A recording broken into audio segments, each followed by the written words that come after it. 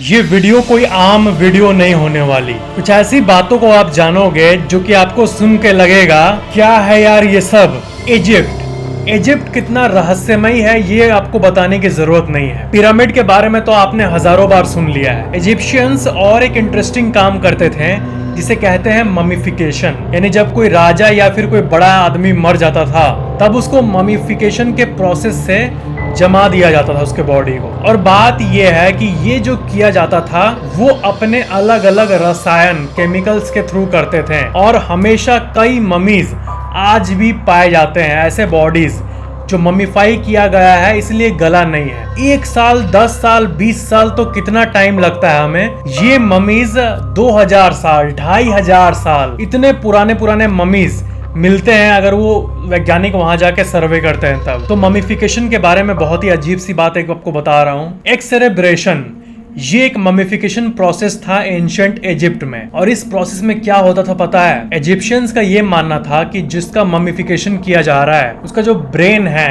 ये पार्ट अगर रहे तो वो अशुभ होगा। तो ममीफाई करने के पहले उनके बॉडी का ये जो ब्रेन था जहां पर उनकी सारी यादें होती हैं तो वो उसको हटा देते थे, ब्रेन को निकाल देते थे। उनके हिसाब से ब्रेन का होना अशुभ था।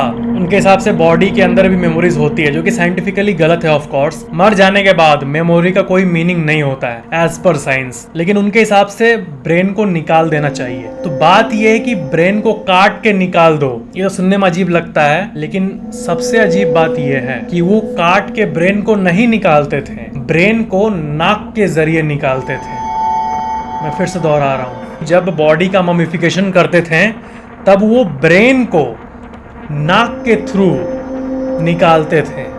उनका ये रस्म था। आयरन हुक को नाक के अंदर घुसा के और फिर ब्रेन को टुकड़े टुकड़े में निकालते थे। ये स्टैंडर्ड प्रोसीजर था उनके ममीफिकेशन का। ये इजिप्ट के जो लोग हैं ये शुरू से ही बहुत अलग रहे हैं हमारे दुनिया से। उनके पास अलग ही नॉलेज, सेट ऑफ नॉलेज था जो कि बाकी दुनिया के पास नहीं था। तभी पिरामिड की तरह जो कि 5000 साल पुरानी है वैसा कोई और पूरी दुनिया में अभी तक नहीं बन पाया है। जो बना है बाद में बना है, जब हमारी सिविलाइजेशन मॉडर्न हो गई है तब बना है। लेकिन 5000 साल पहले पिरामिड जैसी चीज को खड़ा कर देना ये अलग ही एक थ्योरी है। कई लोगों का मानना है कि इजिप्ट ही वो जगह है जहां पर एक्स्ट्रा टेरेस्ट्रियल्स यानी एलियंस जब आए थे, जो एंशिएंट एलियंस थे वो अगर आए भी थे धरती पर, इसका कोई पुख्ता प्रूफ किसी के पास नहीं है। लेकिन जो विचारक ये मानते हैं वो ये कहते हैं कि वो अगर रैंडमली भी धरती पे उतरे होंगे तो इजिप्ट ही वो जगह है जहां पर वो उतरे होंगे और उनको वो सारी नॉलेज दिए जिससे वो ऐसा वंडर कर सके। तो कई लोगों का ये भी मानना है कि वो एलियंस को अपना देवता मानते थे और उन्हीं के गाइडेंस के चलते वो पिरामिड जैसी चीज को बनाने में सक्षम रहे हैं। ज्यादातर विचारक ये मानते हैं अगर एक्स्ट्रा टेरेस्ट्रियल्स यानी एलियंस अगर उनके साथ नहीं होते तो वो नहीं बना पाते। जो पिरामिड का अलाइनमेंट है वो ओरायन तारे से मिलता है। तो ऐसा माना जाता है कि वो ओरायन कॉन्स्टेलेशन से आए थे। अब वो वर्म होल के थ्रू आए थे या फिर ट्रैवल करके, ये तो किसी को नहीं पता। लेकिन जो मानते हैं इस बात पे, ऐसा तो अनबिलीवेबल बात है, बकवास बोल के इसको वेव ऑफ कर दो, लेकिन जो बिलीव करते हैं वो ये मानते हैं कि वो अपने गॉड्स को ही डिपिक्ट करने के लिए ओरायन कॉन्स्टेलेशन के हिसाब से उसी पैटर्न में पिरामिड को बनाए थे जो कि दोनों एकदम मैच करता है। ये सब तो मिस्टीरियस बात है ही, लेकिन इजिप्शियंस ममीफिकेशन के टाइम ब्रेन को नाक से निकालते थे। इससे वाहियात फैक्ट मैंने आज तक नहीं सुना। अगली डरावनी फैक्ट जो कि आप नहीं सुनना चाहोगे, एक अजीब सी डिजीज है मॉर्गेलॉन्स डिजीज। और इस इमेज को आप देखो, ये परफेक्टली डिपिक्ट करता है इस डिजीज को। क्या है ये डिजीज? जिसको होता है उसको हमेशा ऐसा लगता है कि उसके बॉडी पर चारों तरफ चींटी चल रही है। कितना इरिटेटिंग होगा सोचो ये फीलिंग। हमें कभी कभी ईचिंग वाली फीलिंग आती है, वो सब तो ठीक है, लेकिन इस डिजीज की सबसे अजीब बात ये है कि उसमें आपको 24/7 ऐसा लगता है कि चींटी आपके स्किन के ऊपर नहीं बल्कि अंदर चल रही हो। ये डिजीज होता है मॉर्गेलॉन्स डिजीज। जब ये होता है तब जो पेशेंट होता है वो कॉन्टिन्यूअसली इचिंग करते रहता है, खुजलाते रहता है हाथ को, कुछ बीमारियां ऐसी होती है जिसको विज्ञान ने समझा हुआ है, उसके ऊपर दवाई निकाला हुआ है, एटलीस्ट ट्रीटमेंट का कम से कम, अगर क्योर नहीं है तो। लेकिन ये जो डिजीज है ये वर्ल्ड के सबसे लीस्ट अंडरस्टूड डिजीजेस में से एक है, यानी जिस बीमारी को हम लोग सबसे कम समझ पाए हैं उसमें से एक है ये डिजीज। इसका कॉज क्या है ये किसी को नहीं पता चला है, क्योंकि स्किन के अंदर एक्चुअली में कुछ नहीं होता है, तो इसको डायरेक्ट किया जाता है दिमाग पे, यानी दिमाग के अंदर का डिसऑर्डर है एक्चुअल में ये। यानी आपके हाथ में या स्किन में या फिर स्किन के अंदर कुछ नहीं हुआ है, जो हुआ है यहाँ हुआ है, और इसलिए ये प्रॉब्लम और भी कॉम्प्लेक्स हो जाती है। किसी फिजिकल चीज को क्योर करने से 1000 गुना ज्यादा हार्ड होता है मेंटल थॉट के लेवल पे और साइकोलॉजी के लेवल पर चीजों को ठीक करना। ऐसी एक और डिजीज होती है एक अजीब सी, जिसका नाम है पिका, PICA। और इस डिजीज में इंसान को जो नॉन फूड आइटम्स है वो खाने का मन करता है, और ये मजाक नहीं है, सीरियसली किसी इंसान को रोटी चावल दाल ये सब खाने का मन नहीं करेगा। पता है क्या मन करेगा? चौक खाने का मन करेगा, दीवार में जो सीमेंट मौजूद है वो खाने का मन करेगा, प्लास्टिक देख के मुंह में पानी आएगा। इस दुनिया में ऐसी ऐसी चीजें हैं आप सोच भी नहीं सकते हो। जिन लोगों को ये पिका बीमारी होता है उनके साथ ऐसा होता है। जो नॉन फूड आइटम्स हैं उनको देखकर फूड वाला केमिकल डोपामिन निकलना, जब भी हम खाना देखते हैं तो हमारा ब्रेन टेक्निकली हमें मोटिवेट करता है उसको जाओ और खाओ जल्दी से। तो ये चीज जब नॉन फूड आइटम प्लास्टिक चादर इनको देख के होने लगे तो ये कैसा अजीब सा सिचुएशन क्रिएट करेगा। ऐसे बीमारी में क्या होता है क्या बताऊं, जो घाव होता है ना अलग अलग जगह पर बॉडी पे, घाव उसके अंदर से जो म्यूकस निकलता है उसको भी मैं कुछ बोलने की हालत में नहीं हूँ, ऐसा होता है, ऐसा दिमाग का डिसऑर्डर होता है ये। उस चीज में उनको खुशी मिलती है, ऐसे हंसने वाला एक्सप्रेशन दिखाते हैं वो म्यूकस खा के, यहाँ तक उनको यूरिन भी पीने का मन करता है। लकड़ी वुड की तरफ एक स्पेशल अट्रैक्शन होता है, लकड़ी खाने का मन करता है उनको। जो बच्चे मिट्टी खाते हैं और ये सब खाते हैं वो तो अलग कहानी हो गई, बच्चे तो बच्चे हैं, लेकिन कोई 20-25 साल का एडल्ट में ऐसा सिम्टम दिखने लगे तो ये पिका होता है एक्चुअल में। और ये सब चीजें दिमाग से जुड़ी हुई है क्योंकि एक मेंटल हेल्थ कंडीशन है। अगली डरावनी फैक्ट जो कि आप नहीं सुनना चाहोगे, ये सुनने में आपको बहुत डिस्टर्बिंग लगेगा, पहले ही बता देता हूँ। 20th सेंचुरी के पहले, आज से 400-500 साल पहले, यूरोप और बहुत सारे रीजन में ममीज का जो बॉडी है, जो मम्मी के बारे में मैंने आपको बताया, उनके जो बॉडीज है, उनका बॉडी का टुकड़ा, उनके बॉडी के टुकड़े को यूज करके मेडिसिन में डाला जाता था। यानी मेडिसिन यानी दवाई बनाने के लिए बॉडी का इस्तेमाल किया जाता था। इस चीज के ऊपर आपको हजारों आर्टिकल्स मिल जाएंगे जिनमें इसी फेनोमेनन की बात की गई है कि कैसे 18th सेंचुरी के पहले ह्यूमन बॉडी का इस्तेमाल मेडिसिन में करते थे।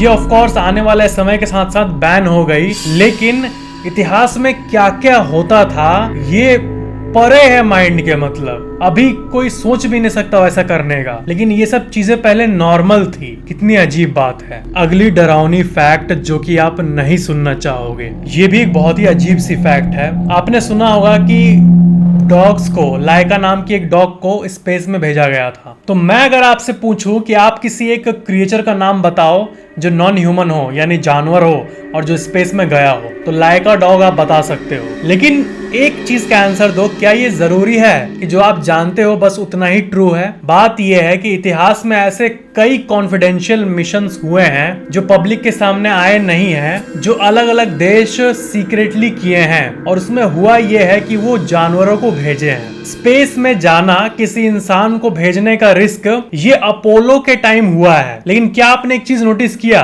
कि 1970s के टाइम के बाद फिर कोई इंसान स्पेस में नहीं गया? खर्चा तो बात है ही, खर्चा बहुत होता है, लेकिन रिस्क की भी बात है। अपने लाइफ में रिस्क लेना अब अभी के टाइम पे स्पेशली कोई भी नहीं चाहेगा कि वो स्पेस के रिस्क में फंसे। तो हुआ यह है कि कितने टाइम तक ऐसे कई चूहों को, बिल्ली को, कुत्तों को स्पेस में भेजा गया है, चिंपैंजीज को भेजा गया है, जिसके बारे में पब्लिक इंफॉर्मेशन कभी आई ही नहीं। ऐसे कई मिशंस हुए हैं जिसमें चिंपैंजीज, मोंकी, कैट्स के झुंड, इनको भेजा गया है एज एक्सपेरिमेंट, ताकि देख पाए कि वहां के ग्रेविटी और बाकी चीजों का क्या असर होता है। अब जरूरी नहीं कि हर चीज जो दुनिया में हो उसके बारे में हमें पता चले न्यूज या इंटरनेट से। ऐसी कई चीजें हैं जो होती हैं लेकिन हमें उसका भनक भी नहीं होता, और उन्हीं चीजों में से एक है ये एक्सपेरिमेंट। अगली डरावनी फैक्ट जो कि आप नहीं सुनना चाहोगे। क्या आपने मल्टीपल पर्सनैलिटी डिसऑर्डर के बारे में सुना है? पर्सनैलिटी मतलब एक इंसान का बिहेवियर, जैसे मैं कैसे एक्ट कर रहा हूँ, मैं कैसे बात करता हूँ, कैसे आपको समझाता हूँ, ये आपके मेमोरी में सेव्ड है कि राजेश फैक्टिक्स ऐसे बताता है। तो मेरा जो ये बिहेवियर है, बॉडी लैंग्वेज है, ये आपके ब्रेन में पर्सनैलिटी, मेरे पर्सनैलिटी के फॉर्म में सेव्ड है। वैसे आप कैसा एक्ट करते हो, आपके आसपास वाले कहते होंगे कि हाँ इसका पर्सनैलिटी ऐसा है, चाहे वो पॉजिटिव हो या नेगेटिव हो ये अलग बात है, लेकिन पर्सनैलिटी सब में होता है। तो अगर कोई एकदम अलग एक्ट करने लगे, एकदम अचानक से अलग एक्ट करने लगे, ऐसा डिसऑर्डर होता है जिसको मल्टीपल पर्सनैलिटी डिसऑर्डर कहते हैं। इस चीज में, इस धरती पर सबसे रहस्यमयी केस जो हुआ है वो आप यकीन नहीं करोगे, यकीन मानो। जर्मनी की एक औरत में 10 पर्सनैलिटीज थे। ये 10 अलग अलग जिंदगियां जीती थी और हर एक पर्सनैलिटी दूसरे के बारे में नहीं जानता था। सब अलग अलग भाषा बोलते थे। ये लड़की जर्मनी से थी। एक पर्सनैलिटी जर्मन बोलता था तो दूसरा इंग्लिश बोलता था। और बात यह है कि वो लड़की ब्लाइंड थी, वो अंधी थी, वो देख नहीं पाती थी। तो वो जब भी किसी से बात करती थी तो उन 10 पर्सनैलिटीज में से एक में बात करती थी। यहाँ तक तो स्टोरी समझ आती है, लेकिन अजीब बात यह है कि पूरे धरती के इतिहास में पहली बार ऐसी मेडिकल केस पाई गई जिसमें उसका एक पर्सनैलिटी देख भी सकता था। अब ये ह्यूमन बॉडी के बारे में बहुत अजीब सी चीज है। 10 पर्सनैलिटीज थी उस औरत की, उसमें से एक पर्सनैलिटी देख पाता था। और ये तब जब वो औरत ब्लाइंड है। ये मत भूलना, वो औरत ब्लाइंड है, अंधी है, लेकिन उसका एक पर्सनैलिटी सही से देख सकता है। और इसी जर्मन वुमेन के बारे में आप ये आर्टिकल्स को देख सकते हो कि उसके मल्टीपल पर्सनैलिटीज में से एक पर्सनैलिटी देख सकता है, जो कि विश्व की लिटरली सबसे बड़ी मेडिकल मिस्ट्री है कि ऐसा कैसे हो सकता है। क्या बस ब्रेन में इतना ताकत है कि पर्सनैलिटी जब स्विच होता है तो एक पर्सनैलिटी देख पाता है, एक नॉन फंक्शनिंग आई देखने लगता है? बहुत ही अजीब बात है ये। उसने अपना आंख तब खोया था जब उसका एक कार एक्सीडेंट हुआ था। उसके बाद ही पर्सनैलिटीज डेवलप हुई और एक पर्सनैलिटी देख पाती थी। ये लिटरली अगर आप इस चीज को समझ रहे हो तो ये फाड़ देने वाली इंफॉर्मेशन है कि ऐसा कैसे हो सकता है। दिमाग में ये अजीब सा चीज कैसे हो सकता है कि एक औरत जो देख नहीं पाती थी, अंधी थी, वो देखने लगी जस्ट बिकॉज उसका पर्सनैलिटी में से एक पर्सनैलिटी देख सकता है। अगली डरावनी फैक्ट जो कि आप नहीं सुनना चाहोगे, ब्रेंडा एन स्पेंसर। इस औरत को आप देखो, 29 जनवरी 1979 को जब ये यंग थी तब इसने एक बहुत ही अजीब सी चीज की थी। ये स्कूल गई थी उस दिन। ये 16 साल की एक लड़की जो नॉर्मली स्कूल गई थी, ये सिंपली अपने प्रिंसिपल के ऑफिस में गई और उसको गोली मार दी। 8 बच्चों को मार मार कर इंजोर कर दी, एक कस्टोडियन को घायल कर दी, एक पुलिस ऑफिसर को भी इंजोर कर दी। फिर एक रिपोर्टर गया उसके पास, तब तक वो गन रख चुकी थी और नॉर्मली खड़ी थी। उससे जब पूछा गया कि तुमने ये आखिर क्यों किया, क्या किया, तुमको पता भी है क्या कर रही हो, तो उसने पता है एक स्टेटमेंट कहा, आई डोंट लाइक मंडेज। मुझे सोमवार पसंद नहीं, मुझे स्कूल आना पड़ता है छुट्टी के बाद। आई डोंट लाइक मंडेज, ये था उसका स्टेटमेंट। अगली डरावनी फैक्ट जो कि आप नहीं सुनना चाहोगे, आपको पता है ऑक्टोपस, ये जो क्रीचर्स होते हैं ये वर्ल्ड के सबसे फ्लेक्सिबल क्रीचर्स में से एक है। अगर एक ऑक्टोपस को ले हम लोग आपके माउथ में डाल दे तो वो इजिली जिंदा ही आपके फूड पाइप में जाएगा। अगर हम एक इतने बड़े ऑक्टोपस को लें, वो इतना फ्लेक्सिबल है, अपने आप को ऐसे एडजस्ट कर सकता है कि वो आपके पेट के अंदर भी जा सकता है, सिर्फ इतने एरिया में जाकर। इतना फ्लेक्सिबल होता है वो, flexible enough to enter through your mouth. आपके डाइजेस्टिव सिस्टम का जो फूड पाइप्स है वो ज्यादा से ज्यादा इतना मोटा होगा, इतने में भी वो अपने आप को एडजस्ट करके बाहर निकल जाएगा। इतना फ्लेक्सिबल होता है ऑक्टोपस। अगली डरावनी फैक्ट जो कि आप नहीं सुनना चाहोगे, आपने डार्क वेब के तो बारे में सुना ही होगा। डार्क वेब में कई कम्युनिटीज, कई लोगों के डेटा को बेचा जाता है। यानी आप अगर हो अपने घर में, आपके आसपास बहुत लोग रहते हैं, तो ये संभावना है कि कोई ना कोई आप पे नजर रख रहा होगा और आपके डेटा को डार्क वेब पर बेच रहा होगा। आमतौर पर ये काम मोबाइल कंपनीज करती है, डेटा को सेल करना। यानी आपका क्या इंटरेस्ट है, आप जब किसी मोबाइल ऐप को खोलते हो तो किस वीडियो को आप ज्यादा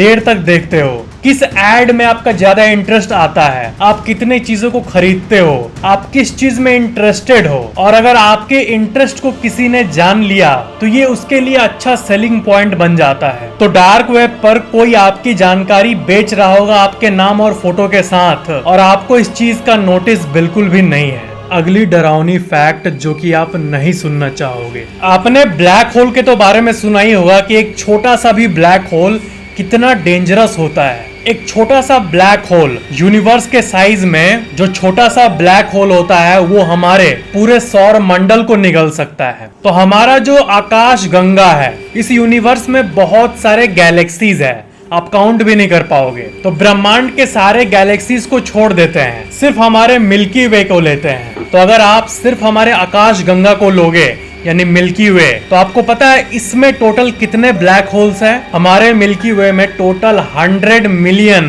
ब्लैक होल्स हैं। यानी मिल्की वे में अप्रोक्सीमेटली 10 करोड़ ब्लैक होल्स इधर उधर मौजूद है। सिर्फ एक गैलेक्सी की बात हो रही है, और पूरे यूनिवर्स में अगर आप काउंट करने जाओगे तो उसको आप नहीं काउंट कर पाओगे, क्योंकि हमारा जो ब्रह्मांड है वो असीमित है, इनफाइनाइट है। तो ब्लैक होल के जो नंबर्स हैं वो भी इनफाइनाइट में ही आएगा। अगली डरावनी फैक्ट जो कि आप नहीं सुनना चाहोगे, अगर हमारे यूनिवर्स में एलियंस हैं और वो किसी भी तरह वर्म होल के जरिए या फिर ट्रैवल करके धरती पर आए कभी न कभी, तो जो मूवीज में ये सीन दिखाते हैं कि एलियन इन्वेजन हो रहा है, यानी धरती पे एलियंस का कब्जा हो रहा है, ये कभी भी हो सकता है। जी हाँ, इतने बड़े ब्रह्मांड में एलियंस की प्रोबेबिलिटी बहुत ज्यादा है, 99%। तो पॉसिबल एलियन इन्वेजन जो है वो चाहे अगले हफ्ते हो सकता है, अगले साल हो सकता है, या फिर अगले सेंचुरी में हो सकता है, लेकिन कभी ना कभी हो ही सकता है। इसकी प्रोबेबिलिटी, इसकी चांसेस हमेशा बनी रहती है। एलियंस है कि नहीं, ये बहुत ही बड़ा सवाल है, लेकिन बात ये है कि एलियंस बहुत दूर मौजूद है, हजारों लाइट ईयर दूर, तो इसका मतलब उनको 1000 ऑफ ईयर्स लगेंगे आने में यहाँ पर। लेकिन वर्म होल के बारे में अगर आपने कभी सुना है, तो वर्म होल जो है उससे हम लोग स्पेस टाइम का अरबों लाइट ईयर का डिस्टेंस 1 सेकंड में कंप्लीट कर सकते हैं, क्योंकि वर्म होल ऐसे ही काम करता है। तो अगर किसी भी सिविलाइजेशन के पास वैसी टेक्नोलॉजी है वर्म होल अभी इस टाइम, चाहे वो कितना भी दूर हो, तो वो वर्म होल के जरिए जरूर यहाँ पर आ सकता है। इसका उलट ये भी सही है कि अगर हमारे वैज्ञानिक वर्म होल के टेक्नोलॉजी को सीख गए कि कैसे वो काम करता है, और अगर स्पेसशिप एंटर कराने में संभव हो गए, तो वर्म होल से हम लोग किसी भी वक्त पर जा सकते हैं, किसी भी समय। वर्म होल से हम लोग डायनासोर के टाइम में भी जा सकते हैं। वर्म होल से हम लोग 1947 जब भारत आजाद हुआ था तब भी जा सकते हैं। वर्म होल जो है वो हमें टाइम और स्पेस में अलग अलग जगह पर ट्रैवल करा सकता है बिना कोई डिस्टेंस को कवर किए। अगली डरावनी फैक्ट जो कि आप नहीं सुनना चाहोगे, कुछ ऐसी मिस्ट्रीज होती है जिनका कभी भी हल मिलता ही नहीं किसी को, चाहे कोई कितना भी रिसर्च कर ले। स्पॉन्टेनियस कंबशन उनमें से एक है। हमारे 2000 सालों के इतिहास में, जो 2000 सालों का रिकॉर्डेड इतिहास है, उसमें कई बार ऐसा हुआ है कि इंसान अचानक से ही जल जाता है। मैं अगर कहूं कि ऐसा कुछ हो गया हमारे ब्रह्मांड में, या फिर कोई ऐसी बीमारी फैल गई है, मतलब इसको थोड़ा लॉजिक से परे होकर समझना, लॉजिकल होगा तो नहीं समझ पाओगे। अगर मैं बोलूं कि ऐसा कुछ फैल गया है कि इंसान के शरीर पर अचानक से आग लग जाता है किसी भी टाइम, स्पॉन्टेनियस कंबशन, तो ये किसी को भी यकीन नहीं होगा। लेकिन फ्यू 100 केसेस, अब इतना पॉपुलेशन, 2000 साल का इतिहास, इसमें सिर्फ 100 केसेस हुए हैं इस चीज के, अराउंड 100, लेकिन हुए हैं, ये सबसे अजीब बात है। कितने केसेस है वो मैटर नहीं करता, ऐसा पॉसिबल कैसे है ये मैटर करता है। तो स्पॉन्टेनियस कंबशन के 100 के आसपास केसेस हुए हैं हमारे धरती पर, जिसमें for seemingly no reason fire catch कर जाता है बॉडी में। और अगर आपके मन में सवाल आ रहा है कि इस मिस्टीरियस सी चीज का सबसे लेटेस्ट केस कब आया, तो वो भी ज्यादा दिन पहले नहीं, 2010, कुछ 10-15 साल पहले ही उसका केस अभी बहुत बार आया है। और सबसे रीसेंट केस जो लास्ट हुआ उसके बाद फिर नहीं हुआ, वो 2010 था, 2010 के दिसंबर में था। 2010 के दिसंबर में माइकल फेरटी, एक 76 साल के बुजुर्ग इंसान के साथ ये हुआ था, और ये स्पॉन्टेनियस कंबशन का सबसे रीसेंट केस था। फॉर सम अननोन रीजन इसके बाद स्पॉन्टेनियस कंबशन नहीं हुआ। कितनी अजीब बात है कि बैठे बैठे अचानक बॉडी में आग लग जाना, ये सेल्यूलर लेवल पे या फिर माइक्रो लेवल पर या फिर नैनो मॉलिक्यूलर लेवल पे क्या हो रहा है ये तो किसी को नहीं पता, लेकिन पॉसिबल थ्योरीज यही है कि हमारे बॉडी के सेल्स में ही ऐसा कुछ अजीब होता है जिसको कि विज्ञान अभी तक नहीं समझ पाया है, और इसी के कारण ये स्पॉन्टेनियस कंबशन होता है। ये पूरे इतिहास के सबसे मिस्टीरियस फेनोमेनन्स में से एक है। मिस्टीरियस फेनोमेनन का पूरा लिस्ट मौजूद है। इतिहास में ऐसी कई चीजें हुई हैं जिसको कभी समझा नहीं गया और वो लुप्त हो गया है, उसको लोग भूल गए हैं, लेकिन हुआ है। इसको अगर हम लोग, आप और मेरे जैसे जो डीप मिस्ट्री लवर्स हैं, डीप थिंकर्स हैं, वो सोचे तो हम लोग सबको बहुत अजीब लगता है कि कैसे हो सकता है ये स्पॉन्टेनियस कंबशन। अगली डरावनी फैक्ट जो कि आप नहीं सुनना चाहोगे। क्या आपको ये फैक्ट पता है कि आप जब इतने छोटे से अपने माँ के पेट में थे, जब आप जन्म नहीं लिए थे तब आपका मूंछ मस्टैच था। जी हाँ, तब बच्चों का मस्टैच आता है पेट के अंदर। अभी सुनने में अनबिलीवेबल लग रहा होगा, लेकिन है। मस्टैच आता है और फिर उसी को बच्चा खाता है और पहली बर्थ के बाद उसी को सिक्रेट करता है, जिस सब्सटेंस को मेकोनियम कहते हैं, जो जन्म लेने के बाद निकालता है। फर्स्ट बावेल मूवमेंट होता है। इसी चीज से रिलेटेड आप आर्टिकल्स को देख सकते हो कि अनबॉर्न बेबी में ये मुस्टैच होता है माँ के पेट में, वोम्ब में। अगली डरावनी फैक्ट जो कि आप नहीं सुनना चाहोगे। इंसान होने के नाते कुछ एक्सपीरियंसेस ऐसे होते हैं जो कई लोग यकीन नहीं करते हैं, लेकिन वो होते हैं, और जो फेस करता है वही जानता है। जैसे मेरी ऑडियंस में से बहुत लोगों को स्लीप पैरालिसिस हुआ है, ये मैं जानता हूँ, लेकिन क्या आपने कभी लॉक इन सिंड्रोम के बारे में सुना है? स्लीप पैरालिसिस कुछ देर के लिए होता है, फिर आप उससे निकल जाते हो, लेकिन एक लॉक इन सिंड्रोम होता है और वो बहुत ही ज्यादा खतरनाक होता है। लॉक्ड इन सिंड्रोम, ये जब आपको होता है तब आपको पूरी तरह से पता होता है कि मैं जगा हुआ हूँ, लेकिन आपका शरीर सोया हुआ होता है और कितना भी कोशिश करने के बाद आप निकल नहीं पाते हो। और यही चीज